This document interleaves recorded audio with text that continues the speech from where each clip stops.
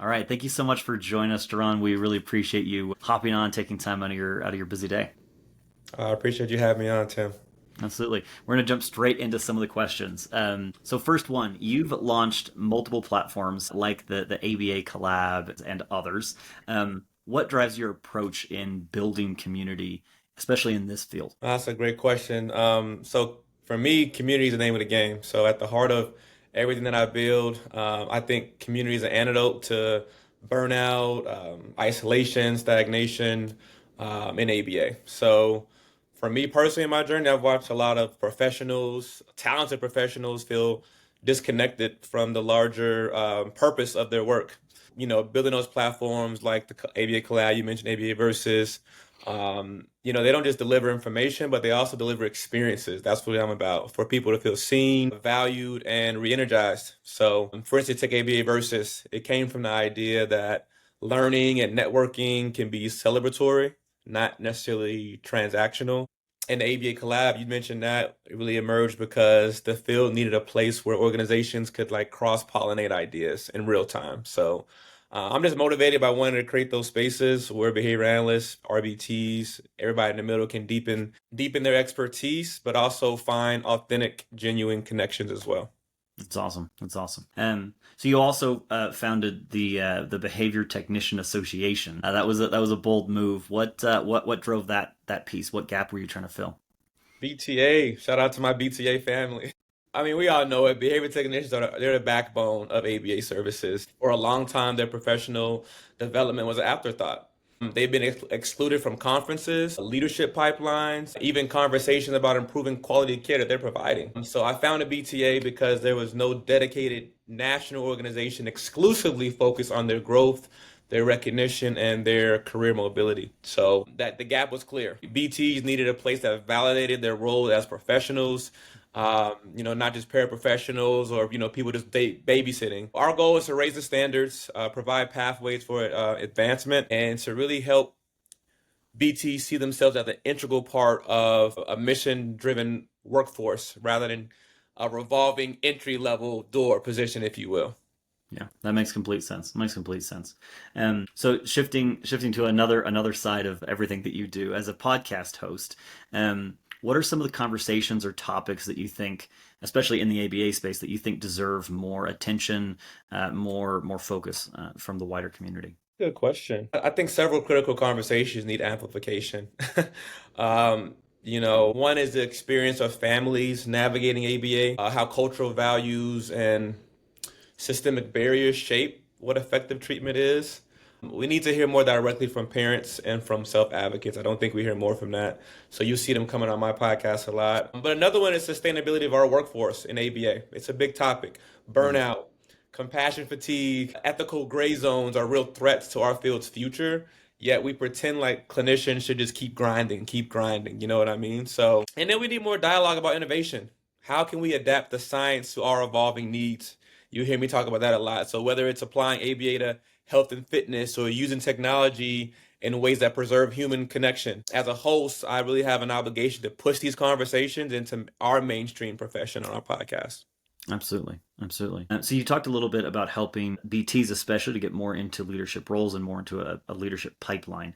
Tell me about some of the mindset shifts that you think are needed, especially from behavioral scientists at all levels, in order to lead better and more effectively. I would say one is moving from compliance to a co-elevation mindset. Hmm. So instead of us seeing leadership as, telling people what to strictly do, I'm of the mindset that we can grow alongside each other as a team. So when I talk about co-elevation, it means vulnerability, it means learning and growing together, approaching every interaction to elevate each other. So I believe that as behavior scientists, if we can see ourselves as collaborative partners rather than hierarchy authorities, I think it creates cultures of trust, creativity, resilience. And I think that's where organizations are really going to start to thrive. Makes complete sense. How has being a Black leader in the ABA space shaped your views and how you focus and how you represent on inclusivity and representation within the clinical space? It's a loaded question, Tim. Yeah, that's how we try to do. We try to get to the heart of something. You know, it's really given me a front view of how much representation matters, how much work there still is to be done. When I entered the field, there were few black men in our field. In fact, black male BCBAs still make up less than 1% of all BCBAs. Less than 1% of all BCBAs. So clients, families, colleagues would always sometimes be surprised that I was an expert. I was a behavior analyst.